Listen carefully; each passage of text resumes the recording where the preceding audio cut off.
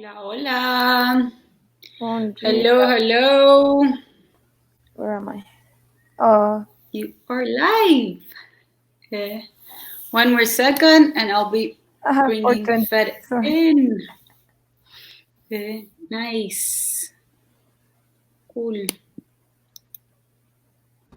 Is there people Now we are. Welcome, Fer. Bienvenida. Hola, chicas. Hola, hola. ¿Cómo va, everyone?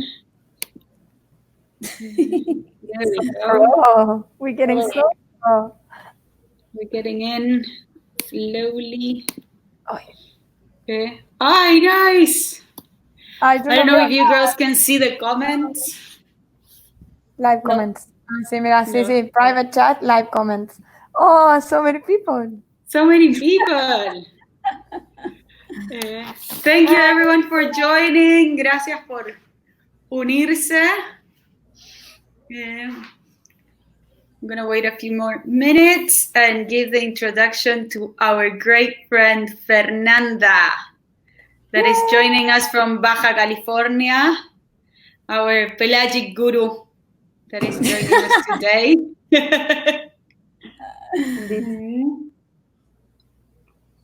Okay. All right. Hi, everyone. Hola. ¿Estás bien, Lu? Okay, hola. Los que no me conocen, soy Fernanda Nieto. My name is Fernanda Nieto, and I am the guide on Pelagic Safari. Basically, I'm trying to figure it out. Yeah. Can you hear me? Good. Oh, yes. Yeah, I can hear you perfect. Okay, so I'm a scuba diver, I'm a free diver, and I've spent the last 2 years working as a guide on Pelagic Safari. This is basically it's an ecotourism platform where we spend the day, the whole day out on open ocean, looking for animals, looking for pelagic animal interactions. For those of you that don't know, pelagic animals are basically animals that live in the open ocean, not close to the coast, but in like the top layer. Yeah, it's a great job. It's the dream job. It's the dream job. Yeah, it's good that you clarify like what pelagic animals are, because for the ones that are related with the water may be more familiar with the term. But I think that a lot of people, when we talk about pelagic, doesn't know exactly what that means, you know? So it would be awesome if you want to tell us a little bit more about what are we talking about when we talk about pelagic animals, for example? Well, there's many different types of pelagic animals, and basically they are animals that live in the top layer of the open ocean. So they don't live so close to the coasts, but it's actually I think it's the largest ecosystem in the world. And for me, I focus on pelagic sharks, like mako sharks, blue sharks, silkies, smooth hammerheads. Oh, silkies are so cute. They're like puppies. And also, yeah, they're the best. And also pelagic mammals. We try to interact as much as we can with dolphins. When we're very lucky, we even have a chance to interact with orcas. And whales are also pelagic. So many different animals that we can interact with in the ocean. But basically, they're highly migratory, and so they don't live in one specific space. Yeah. Nice. Thanks. Yeah, I think that that's super important. Like, because sometimes we talk about pelagic and we know what we're talking about, but a lot of people that are not on a daily basis connected with the water are like, yeah, sounds fancy, so it sounds interesting, but what are they? You know? So yeah. Cool. Yeah. And how did you get, like, I think it's very interesting your journey of how, like you were saying, you're a tour guide in pelagic, and that's how you get to have this experience with them. mostly. But yeah, I think it's interesting to tell the people how do we get there and what that brings to you and what that job is about, that sometimes people don't know. So I got this job very spontaneously, I guess. I was actually waiting for another scuba diving job to work on a liveaboard, and I got a little taste of Pelagic Safari. I got to go out on a few trips, and I realized that this is what I've always wanted to do, you know? It's the reason why it's such an amazing job is because every day is totally different. And you just have to go out into the ocean with no expectations, or try really hard to have no expectations. That's a little bit difficult. Can be difficult, but really you learn that the ocean gives what it wants, and you have to respect that. And yeah, we have these amazing, insane, mind-blowing, unbelievable days where I'm coming back on the boat and I'm just like, it feels like a dream. It's better than my dream, so I can't even comprehend it. And I have days where I come back and we didn't see anything, and it can be hard, but when you work on the ocean, you have to know that is the ocean, and we cannot have amazing, insane days every day. But like a good friend of mine once told me last year, I spent a lot of time with him on the water. He came for safari for like 15 days. And he said something very important, which is you got to be in it to win it. So the only way you're going to see these animals is to be out there and be in the right place at the right time. And it's if you're not out on the ocean, you're not going to see them. Yeah, exactly. And then you can spend 15 days and not see anything. Yeah. Pero bueno, luckily the Baja California and all around there, it's amazing enough to at least see something always. Even the views, you know, like a day in the ocean from there, it's outstanding as well. Exactly. So, any day on the ocean is a good day in my view. Sí. Para los que hablan español y los tengo abandonados, pues nada más estoy diciendo cuánto me gusta mi trabajo y lo importante que es salir al mar como sin expectativas y dejar que el mar te dé lo que te tenga que dar, y a veces son estas experiencias que no te la puedes ni creer, que de verdad son mejores que mis sueños. Y hay días que no vemos mucho, pero que un día en el mar es un día en el mar, ¿no? Y para mí, ahorita en esta situación les puedo decir que me está empezando un poco a afectar como la falta de... La realidad te está... la falta de estar en el mar. Sí. Creo que no lo explicamos en español. Un poco lo que hace Fer es guía de tours, ¿se dice? O sea, de ecotours, de animales pelágicos. Entonces sí está llevando y guiando a personas que no tienen experiencia tanta en el agua, a ver animales tales como tiburones, como ballenas, como delfines, rayas de diferentes tipos, si no me equivoco.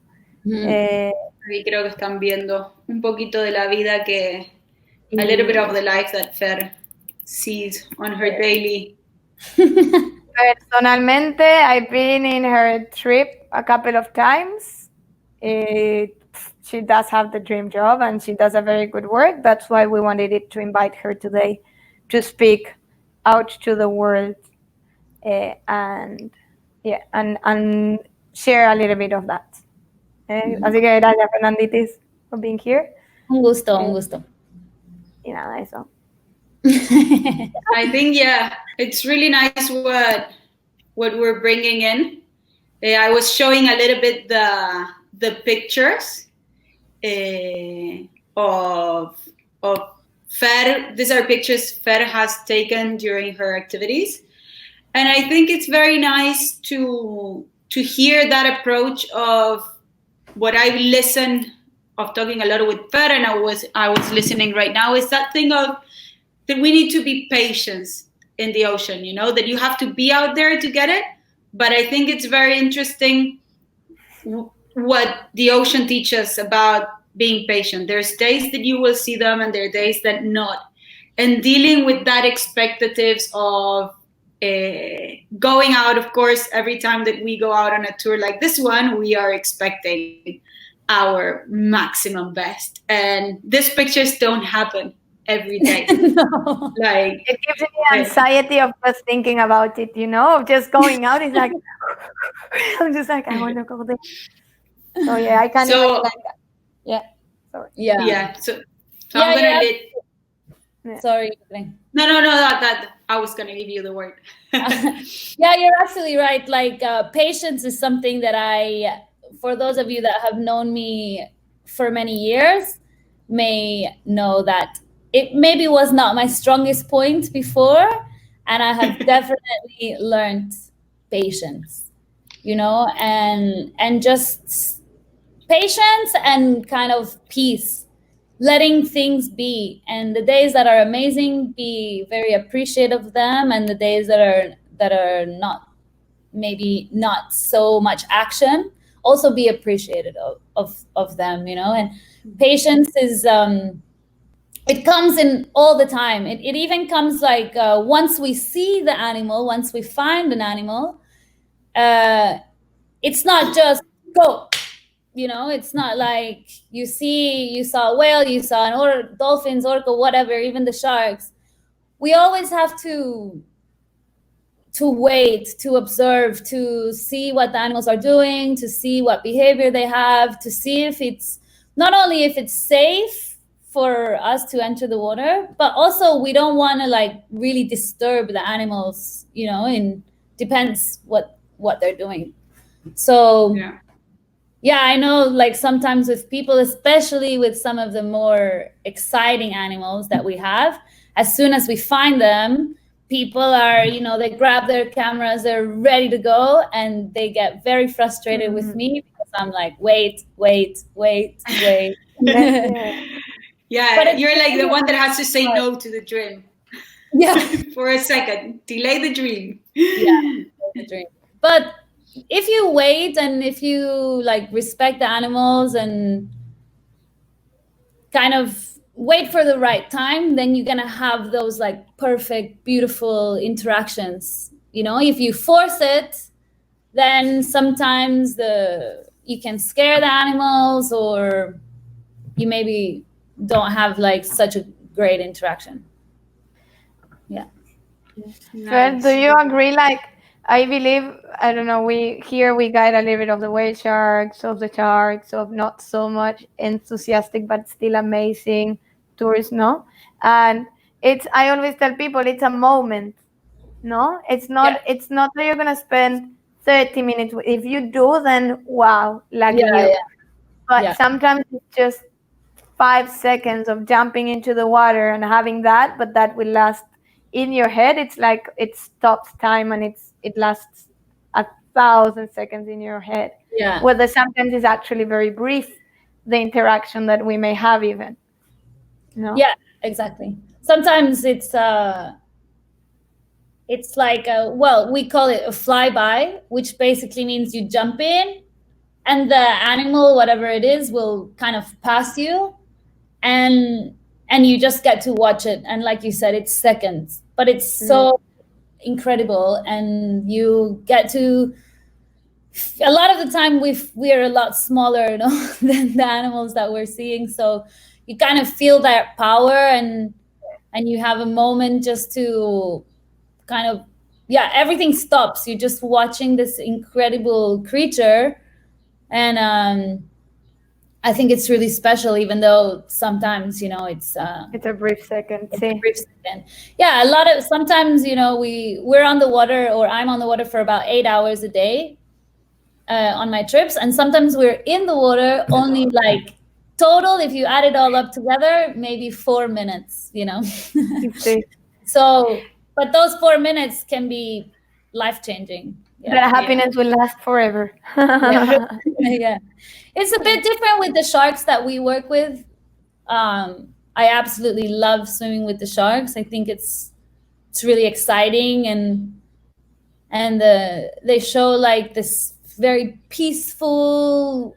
They're very peaceful, and people are really surprised by that, you know. And one of the things I always say to people is like, you know, they're gonna, as soon as you see the sharks, when you get in the water, as soon as you see the sharks and you see how calm they are, then you will be calm. Like all of the animals, they really like transmit their own feeling. So yeah, that's really like, it's a really cool part of the job, is like swimming with sharks. And sometimes when we're lucky with the sharks, we can stay for a long time in the water.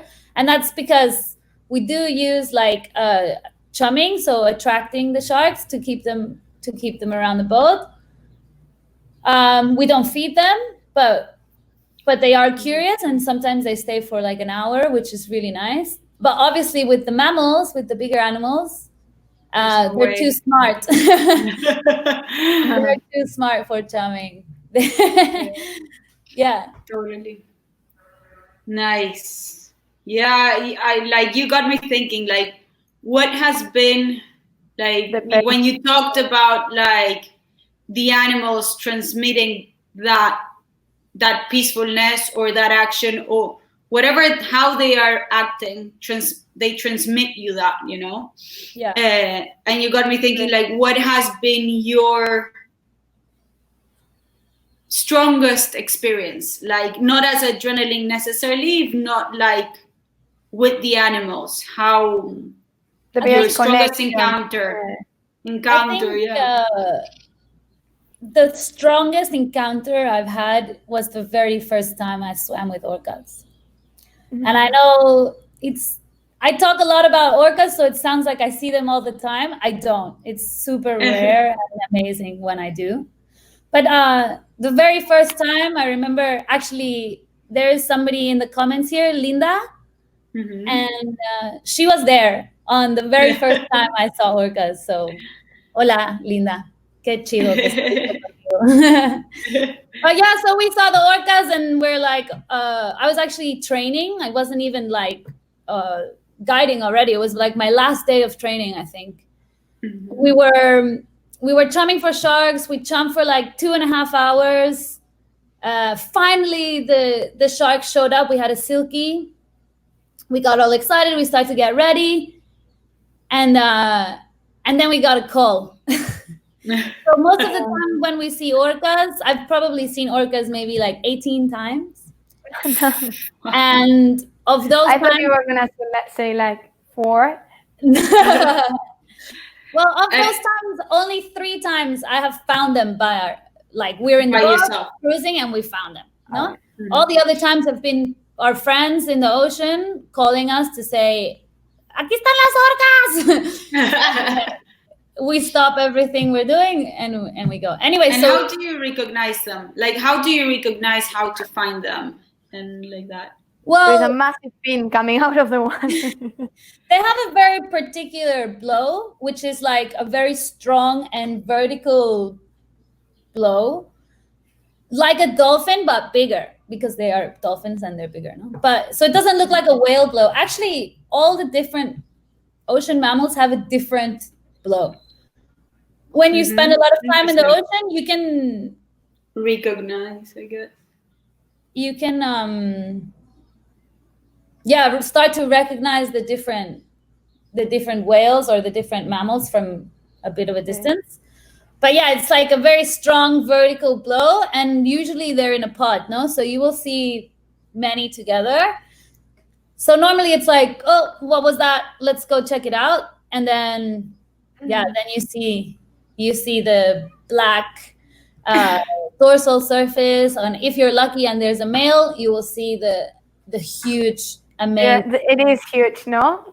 Yeah. I've been next to males that have a machete, like we call it. Dorsal fin that is easy 2 meters tall. You guys, we're gonna do a quick translation into Spanish very, very briefly. Estamos comentando un poco, perdón que sea tan inglés y español, creo que todos acá estamos muy acostumbrados al Spanglish. Estamos hablando primero de la importancia, ¿no?, de la paciencia en el agua, que creo que ya lo comentamos, y ahora Fer está contando un poco de su experiencia con los animales pelágicos. ¿Cuál fue su encuentro más increíble? Y esto es, obviamente, bueno, no obviamente, ¿no?, porque cada uno tiene sus propias preferencias, pero creo que por ser algo tan único y no mucha gente ha tenido la oportunidad de estar así, es haber nadado con orcas en el agua, valga la redundancia, en el mar, y haberlas encontrado. Dijo que más o menos las ha encontrado pero que sí ha nadado unas 18 veces, cuando se estaba haciendo la modesta, diciendo, no estuve tantas veces, y está contando un poco de cómo las encuentran, cómo reconocerlas y demás. Así que sí. Si alguien no habla... Algo que iba a comentar sobre justo eso que preguntaron, como la interacción más intensa, fue básicamente la primera vez que entré al agua con orcas. Honestamente estaba un poco nerviosa, no sabía mucho qué esperar, obviamente nunca había nadado con orcas y pues no estaba muy segura de cómo iba a ser o qué iba a ser. Y salté al agua, como enfrente de las orcas, ellas vienen como así, a ver si me sale como, y yo estaba aquí, como en diagonal, y iban pasando como unas 4 orcas, y una de ellas, una hembra, vino y se me puso enfrente, y ellas suben y bajan la cabeza como para escanear, como para entender lo que están viendo de frente. Y bueno, me hizo como así, como checándome, y hicimos contacto visual y se fue, ¿no? Y fue un momento que se me paró el corazón. Acá muero, no muero, ¿es verdad, no es verdad? Según yo soy apneísta, abrí la boca, tragué agua, o sea, hice cero como style en mi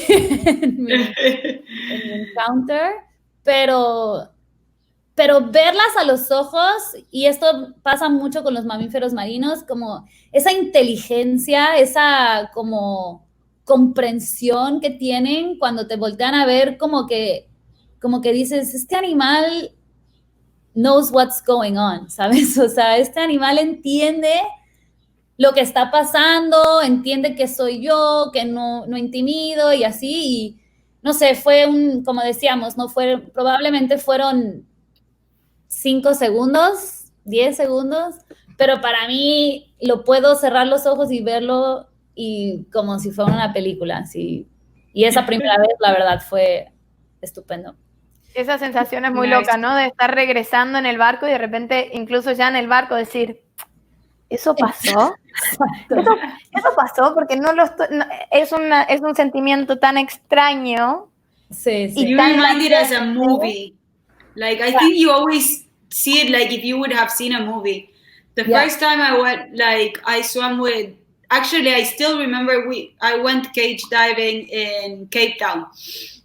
And it's like, we left that place with Luca and it was like, did that just happen? Like, did I just saw a great work? Like, was that real? And still today, I try to remember it and it's like, I'm not sure if I dreamed it or if that was like, wow.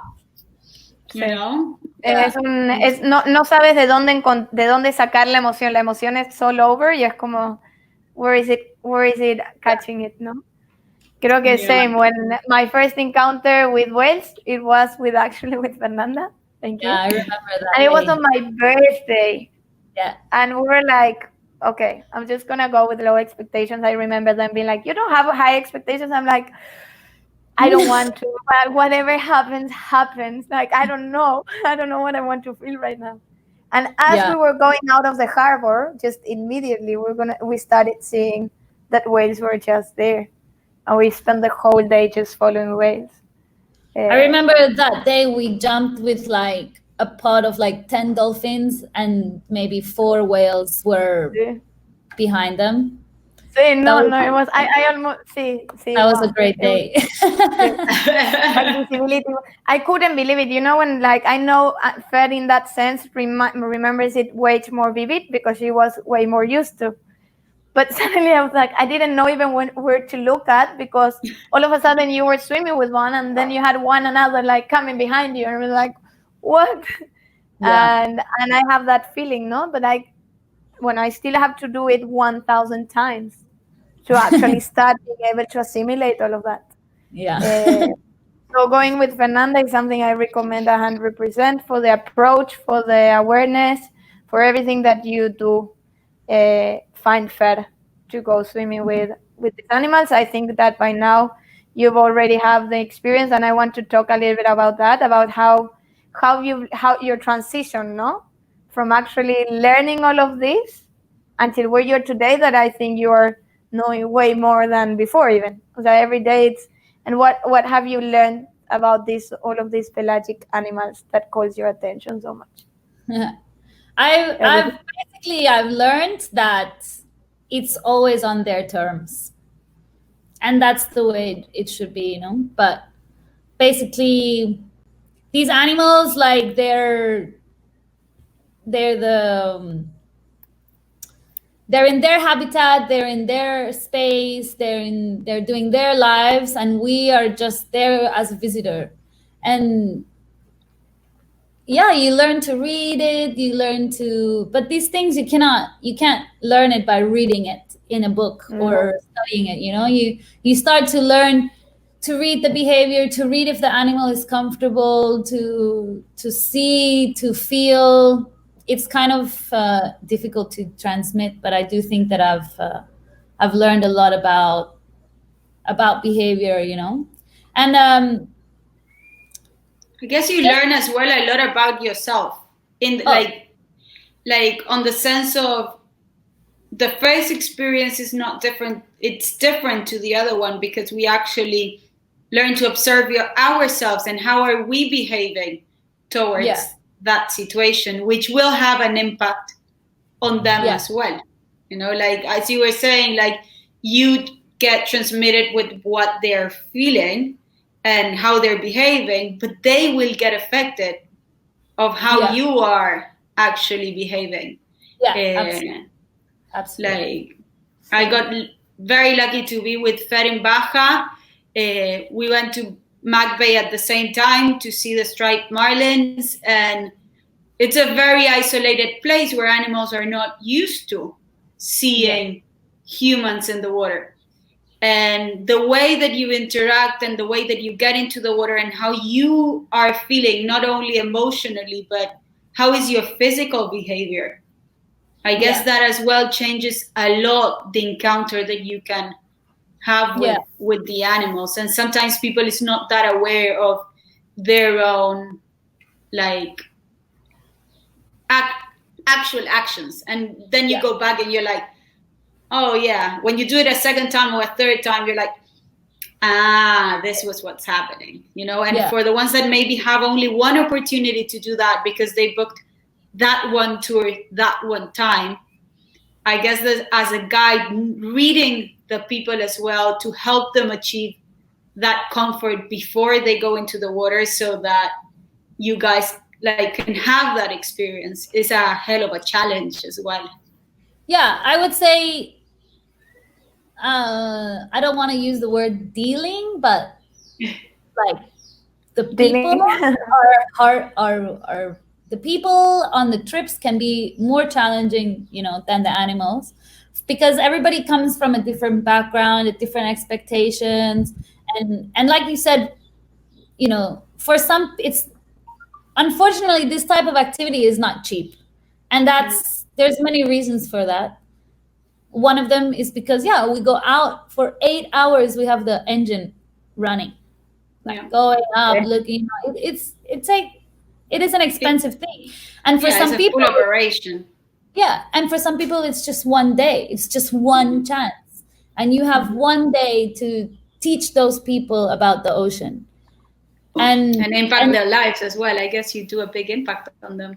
Yeah, and hopefully, even if we have great interactions or no interactions, people are going to come back feeling like they learned something, feeling like they have a good experience, like talking about expectations, but also about like respecting the ocean, respecting respecting the ocean, respecting the wildlife. It can be life-changing. So I'm trying to be there to help people really take advantage of those experiences. And I think yesterday we were talking a little bit about a lot of the people that come on these types of trips are ocean lovers, ocean people, ocean lovers. Many photographers who maybe book 3, 4, 5 days, and they go there and they just want that perfect picture when they already know what they want. They probably already seen the animal before, but they want to get that photo, and that's always fun to take photographers and to take people who are experienced in the water. And obviously that makes my job a lot easier because I'm a little bit less worried about people panicking or people becoming scared, becoming overwhelmed or whatever. And also like skill level, it helps, It can be very overwhelming just to swim for the first time in the open ocean where you don't see the bottom of so that can be challenging as well. But for me, the thing that's the most fulfilling thing of my job probably is not taking those photographers because they already know. They already. If it was you or someone else, they will still do it and enjoy it. Yeah, they already love the ocean. Basically, yeah, exactly. They already love the ocean. But I do fortunately have people that come on safari. Sometimes I think they have no idea what they booked. Like somebody just said like, oh, you should do this. And they're like, okay, yeah. But it's these people that don't have so much experience in the ocean. Those are the people that you can impact. Those are the people whose lives you can really change and who are going to spread the impact, You take somebody who's a little bit scared of sharks, who arrives at the office in the morning saying, I'm not going to get in the water, I'm just going to watch from the surface. For me, that's always like, I'm going to get you in the water.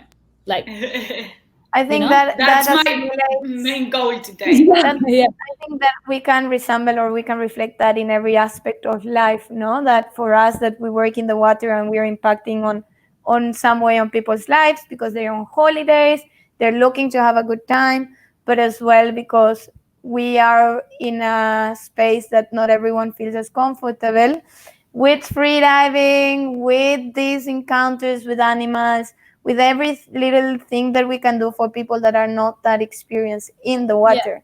It's going to explode like a little water bomb all around them. It's like, oh, and then they will have a friend that has a friend that went with sharks. And I think that that's very important in every aspect of everything we do in the water. And I see it a lot reflected in freediving in our case, that we are teaching. And for me, a person that comes to the water, tries, it's way more fulfilling, than someone that has already the experience and it's like, oh, I just want to hang out. And it's like, okay, you want to see this and not this? But the other one is actually like working so much inside of them. And I think that is a little bit of the reflect that we can give.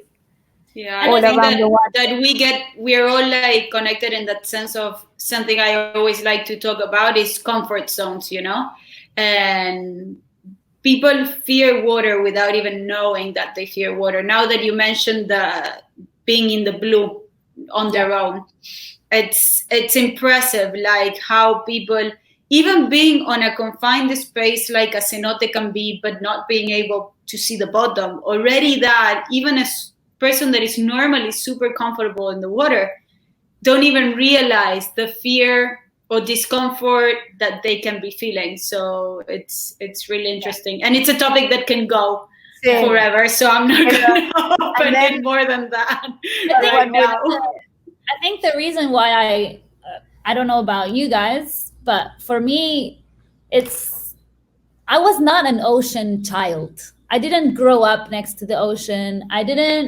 I'm not one of those people, like if I tell my story doesn't start with like, oh, when I was 1 year old, I swam, you know, I didn't.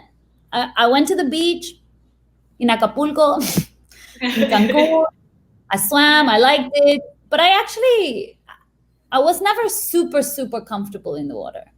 And my family isn't super water orientated, and I never had like this guidance from a young age of like to experience the water. And so when I got a bit older, when I finished school, I did my open water, I blew my mind, like, you know, had no idea that this universe even existed. And but my journey to where I am today was not super easy. I was not like one of those people that everything just clicked and I was really good at it from day one. I worked really, really hard. I worked hard in scuba diving, and I, as you both know very, very well, because you are my instructors, I worked hard at freediving at the beginning and still today. But so for me, it's feeling to take other people on that same kind of like path, or to help other people get to where I am today. Yeah, today I feel super comfortable in the water. I'm pretty sure I can jump in the water with any animal that I see, that the behavior is correct and the situation is correct, of course. But I feel comfortable and I feel confident, and that didn't come from day one. So it's nice to kind of be the helping hand, pay it forward or whatever for I think the most amazing part of your job in this case is a lot of what you're mentioning of being the first one to jump, you know, because it's true, like you're managing animals from sizes that people that they don't understand, that you can't figure it. See, when you think a whale shark is a big animal, and then you actually see a big animal, you're like, okay, wait, my perspectives of big. That was a big fish, as they say. That was a big fish, not a big animal. Like, oh.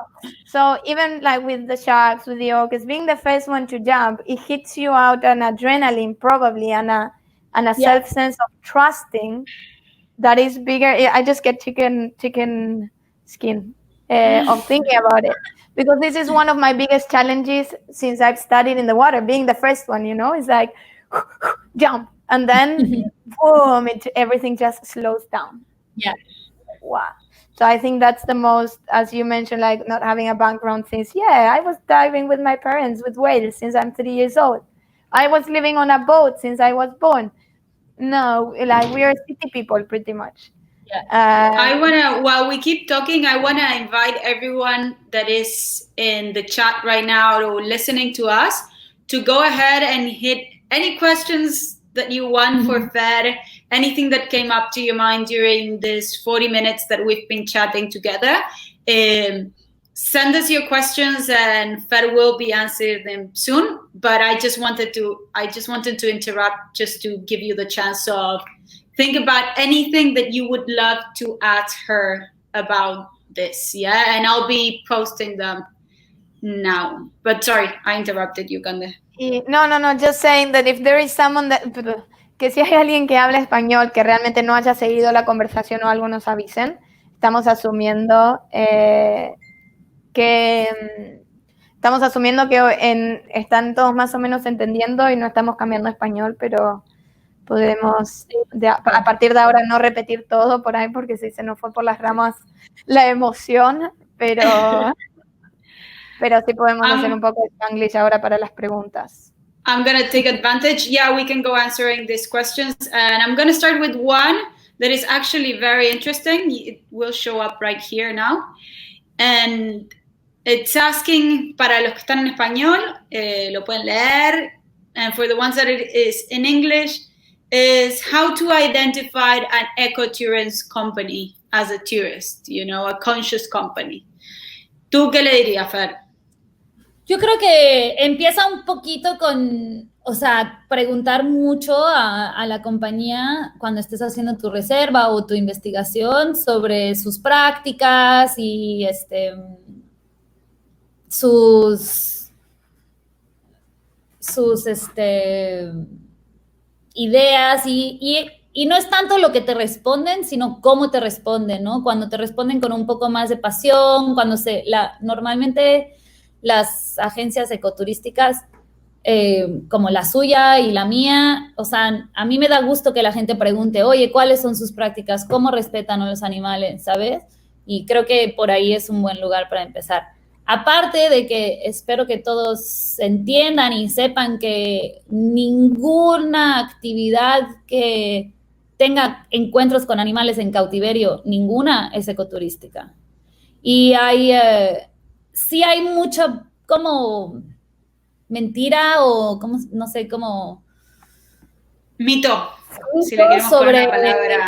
sobre interacciones que educan y así, pero bueno, en mi opinión realmente eso no es ecoturismo y es súper importante como empezar por ahí, ¿no? Y saber qué cosas son buenas y qué cosas son malas.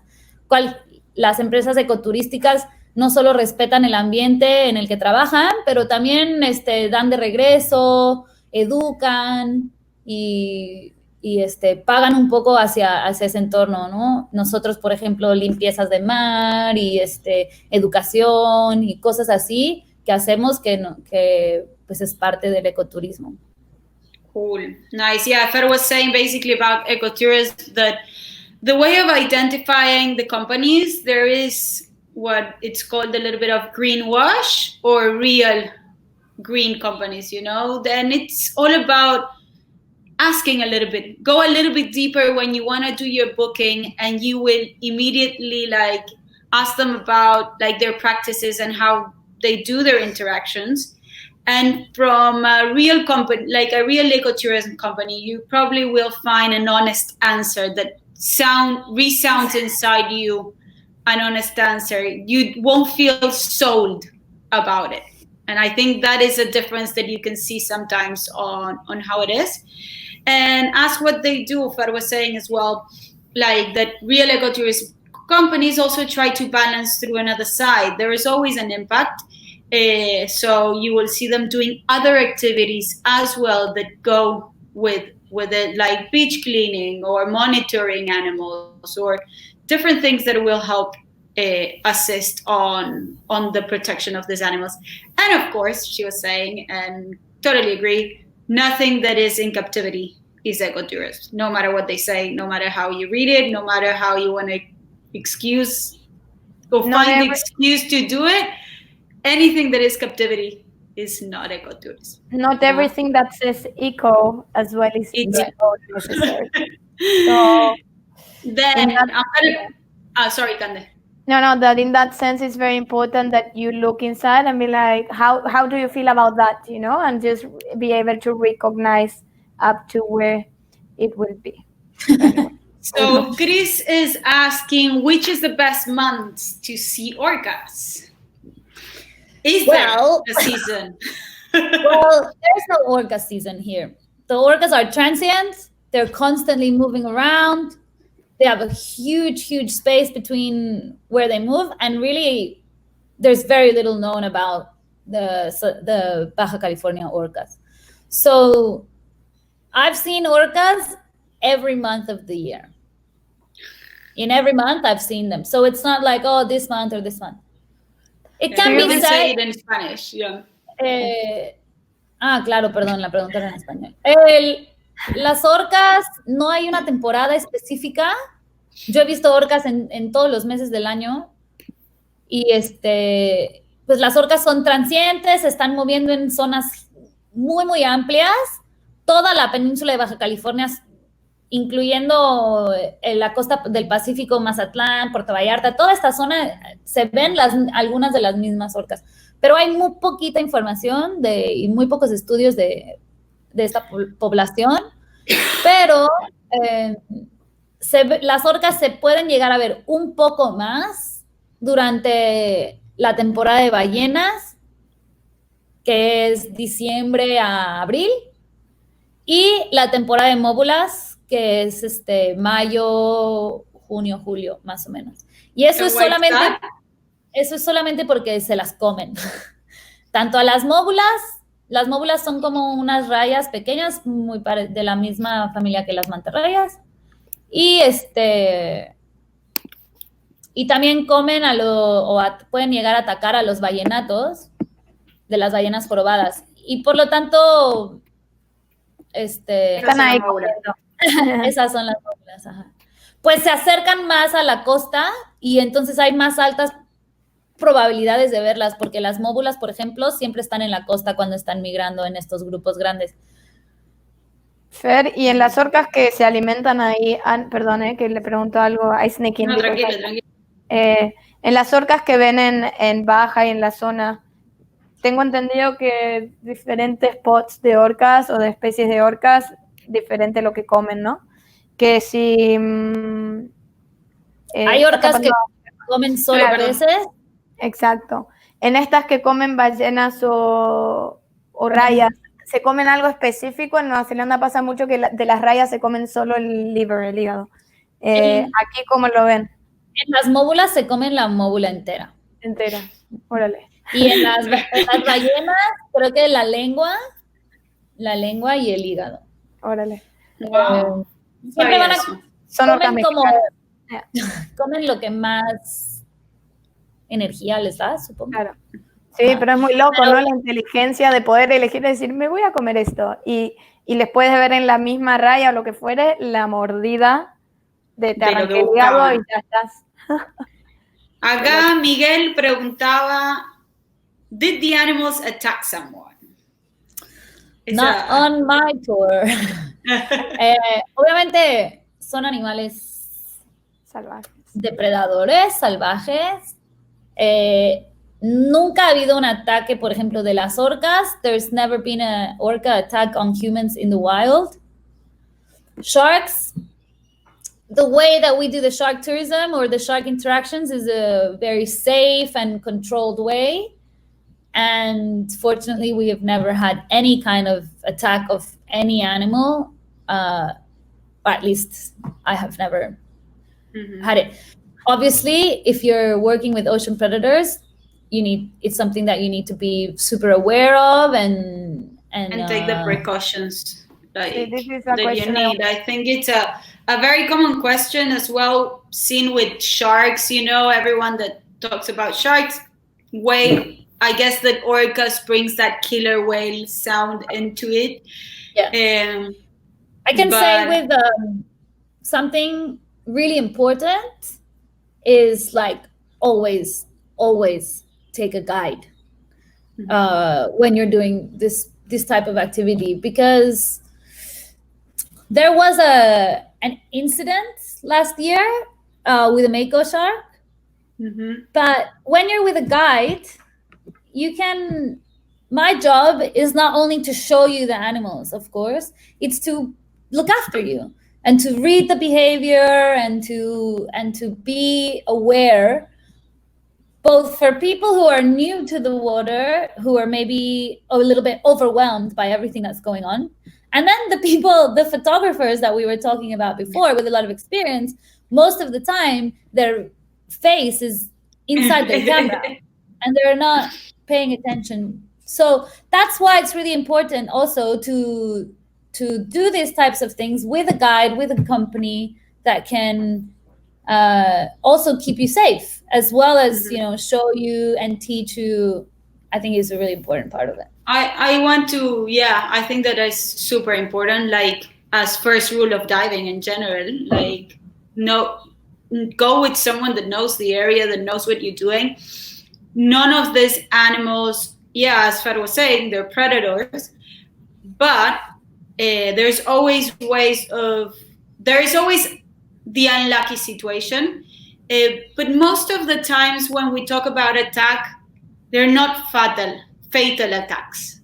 No? And that's something very important to clarify, I think, in people, to understand that these animals are not interested in us. And if there is an accident, a lot of times they it happens because people are putting their hands on the wrong places. I'm not talking about only pelagic in the wild, but there's a lot of times in even naive situations like a whale shark that is the most inoffensive animal that I've ever swum with, like less than reef fish and barracudas, and I know stories of people that ended up with their hands inside a whale shark and had to like tear it out, and it's like, no, a whale shark didn't attack you. You weren't like, you were going invasive into their area, And I'm not bringing bull sharks or any experiences like that, just to take it out to the most simple. I think the word attack is misplaced in this case. No, it's like, did you ever have but attack as attack? There is no animal that is looking for you to eat you. Right. Exactly. Okay? Like that's, and which takes me very quick, because this is something I wanted to ask Fer before, because I don't speak too much to her, which I think I will start to more often on WhatsApp. Have you ever felt threatened? Because let's say no attack, but have you ever felt a sense of threat, which means, guys, that the animal is actually starting to perceive everything and starts protecting himself, which doesn't mean he's attacking or anything. It's just in the environment, you can sometimes just feel that even in the water. Getting territorial or like... Yeah. Absolutely. Yeah. I've had experiences specifically with sharks where I have to calmly and slowly get people out of the water. Because goes back to watching the behavior. Yeah. We talked a little bit about, when you see the animal, the first thing you need to do is observe the behavior and see if it's a good time, a good moment for you to enter the water, and if you're going to have a positive interaction. And behavior can change. Yeah, behavior can. It's like change. Humans, guys. Like if you're in a bad mood, you're not going to be as nice. And you have someone coming into your place and be like, "What the hell?" So for people, I've had situations with sharks where we're with one shark and another shark comes and the behavior changes in the way that they're interacting with each other and the way that they're interacting with us. And I've had maybe that I can think of, maybe like 3 or 4 situations where they took you out of the water. I've got a dolphin take me out of the water, and it was impressive. Like a dolphin that was like, get out of here. Like, and I was like, hey guys, I think it's time to buck it up, get back to the boat. Mostly the animals will mostly let you know, like that they're done, that this is over. This is they don't want to play anymore. This is getting invasive. And they'll let you know with different behaviors, and then you can read it and say, okay, well, it's time to get out of the water. And that can happen with mammals. Like you said, dolphins, whales, orcas. Like there's certain behaviors like slapping their tails, or you can, just like we were talking about, you can feel the animals' emotions or behavior. You can feel it. And with the sharks, it's a little bit more obvious, maybe. But I've definitely had situations where I have to get people out of the water. Chicos, so everyone understands, para que todos entiendan, we're talking to a person right now that we're talking a lot about orcas or even or sharks. But actually, you have been in the water with a blue whale, with animals that, because I just read that, and I was like, which I was going to use that as an excuse to say, like, I'm not sure what she has left. But it's not just even orcas. It's like blue. It's just everything that has the size of a bus. Or bigger, I don't know. So if you want to tell a little bit of that and answer the next question. I've seen more animals than I could have imagined. I still remember, not that long ago, only 3 years ago, when I first moved to Baja California, when I said, I'll be happy. If I see a hammerhead shark, I'm done.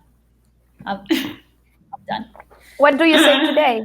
And since then, I have seen so many hammerhead sharks in so many incredible ways, and so many other sharks that I didn't even know that I wanted to see, and so many other animals that I didn't even think was possible. So it wasn't even like in my head, you know. Yeah, like you said, the blue whale. I mean, God, it was unbelievable. Claro. Because people think about the orcas, but there is so much stuff that you can't even imagine underwater.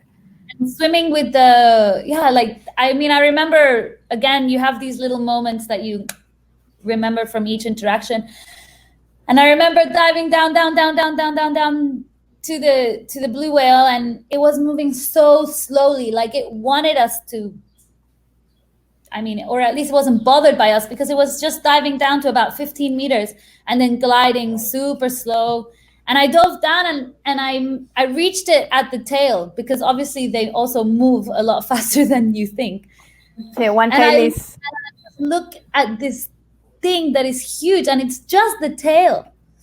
And it was unbelievable. And my answer to the next question, mi respuesta es un poco insoportable, porque realmente creo que, o sea, es que ya no sé qué más pedir, no puedo pedir más, o sea, he visto de todo, pero lo que realmente quiero ver, que no me ha tocado ver bien, o lo que ahorita tengo así clavado, son los cachalotes.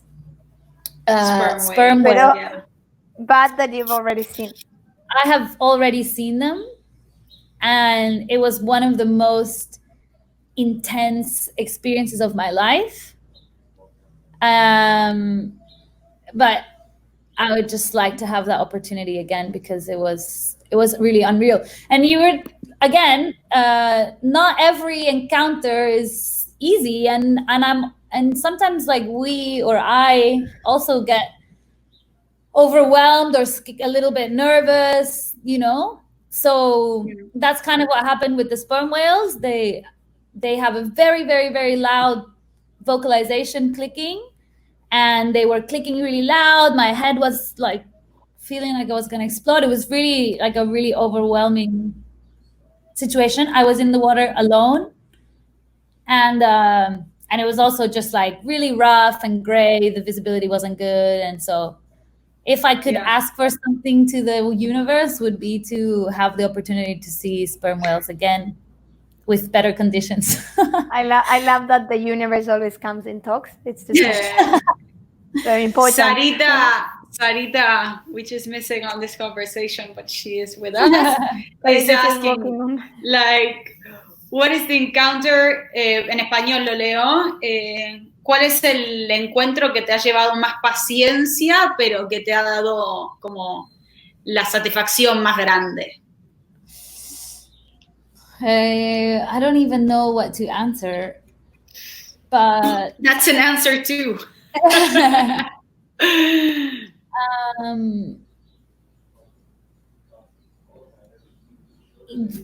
I guess the orcas always take a lot of patience and have a humongous reward, you know. I spent last summer 6 weeks looking for orcas. Every day, the only thing we were doing was looking for orcas. And I can tell all of you that in 6 weeks, I saw them 3 times. So that's not very much.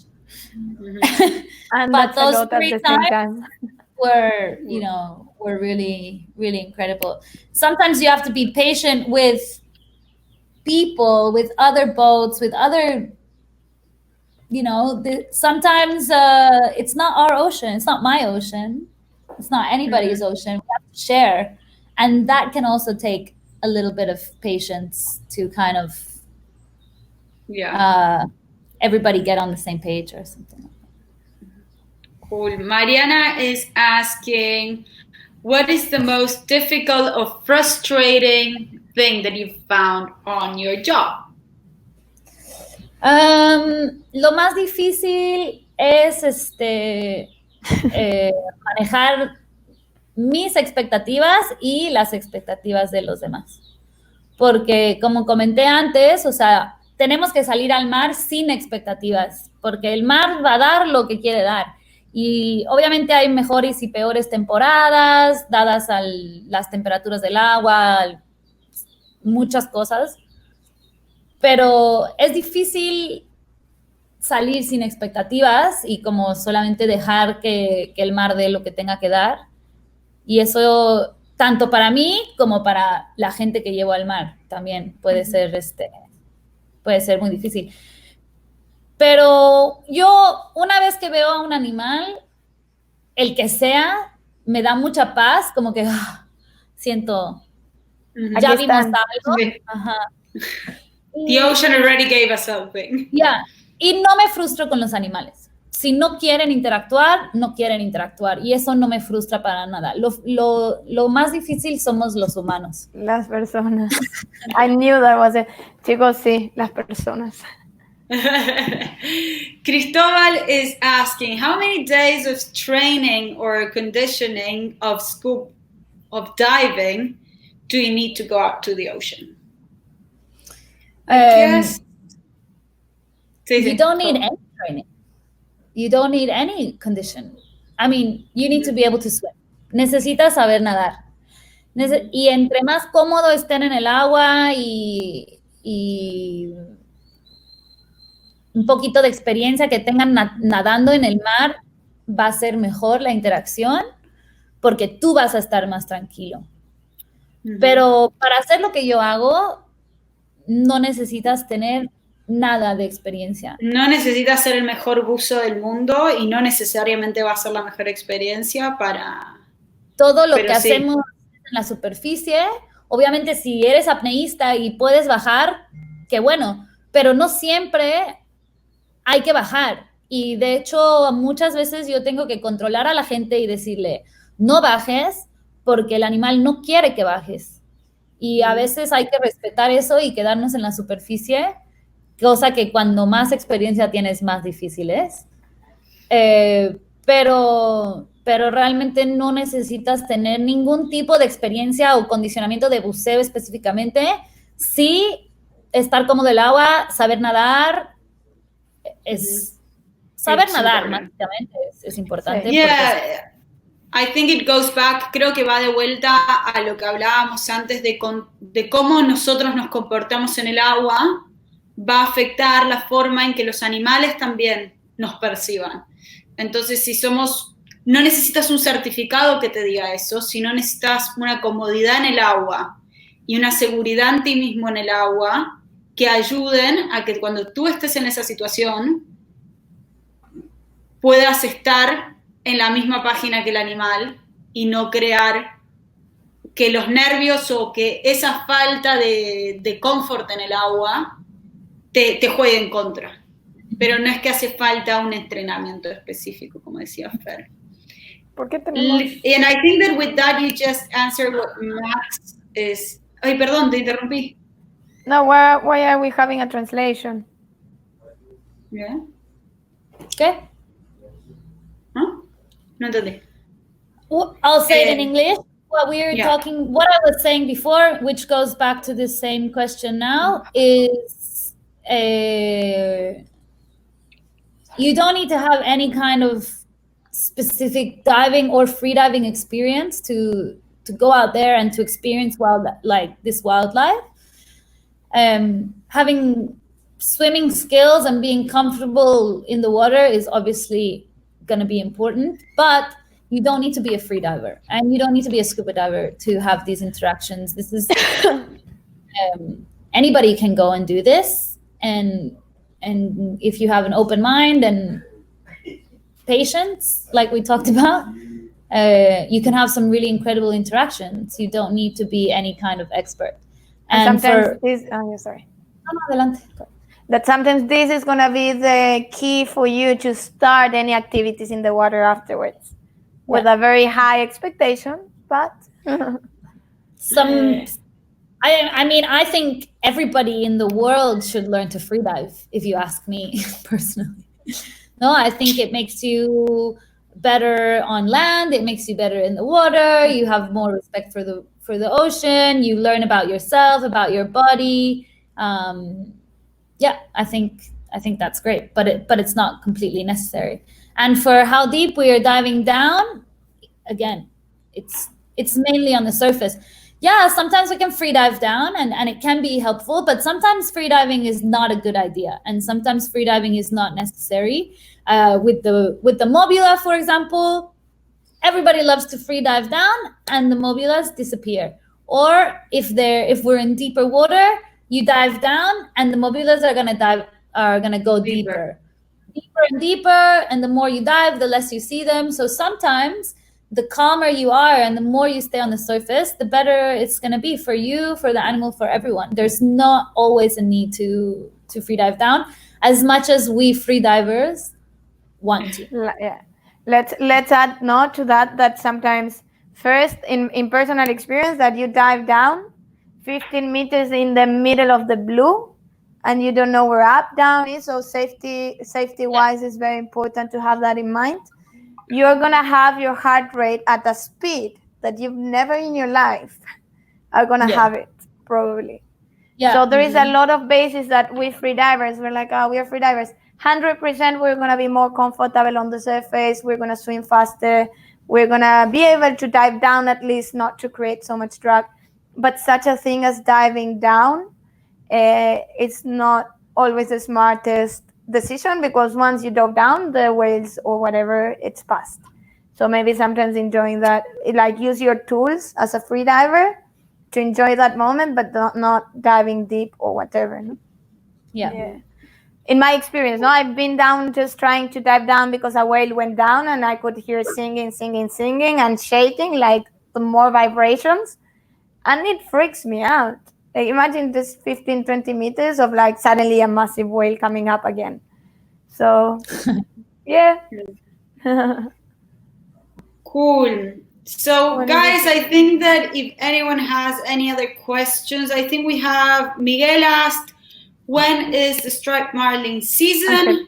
Okay. No, it's Miguel, don't worry.